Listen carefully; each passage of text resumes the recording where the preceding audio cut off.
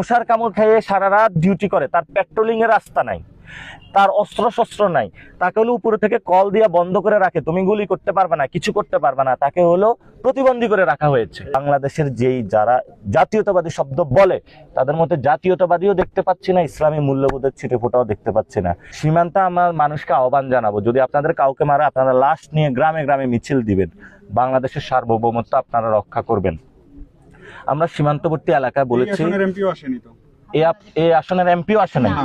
সীমান্তবর্তী এলাকায় মানুষের হলো সংঘবদ্ধ করে আমরা হলো মানুষের একটি শক্তিশালী সংগঠন বানাবো। সরকার মানুষকে নিরাপত্তা দিতে পারত না, তাহলে ওনারা তো বাঁশ লাঠি নিয়ে নিজেদের নিরাপত্তা নিজেরা হলো নিশ্চিত করতে হবে। এছাড়া তো আমাদের কোনো আর বাংলাদেশের নিশ্চয়তা নেই।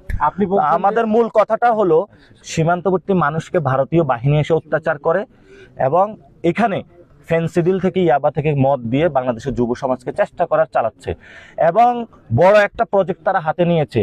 কলকাতা থেকে শুরু করে বিভিন্ন জায়গায় অনেক মানুষকে তারা হলো ভোটার তালিকা থেকে বাদ দিয়েছে এবং তারা পুশিং করার চেষ্টা চালাচ্ছে বাংলাদেশে।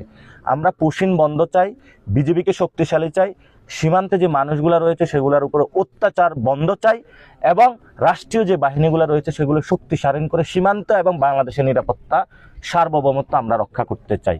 এটা হলো আমরা সরকার এবং আমাদের দল যখন ক্ষমতায় যাবে আমরা যাব এবং যতগুলো সীমান্তে শহীদ হয়েছে সবার নেম প্লেট দিয়ে শহীদি মর্যাদা দিয়ে আমরা তাদেরকে তালিকাভুক্ত করবো ইনশাআল্লাহ।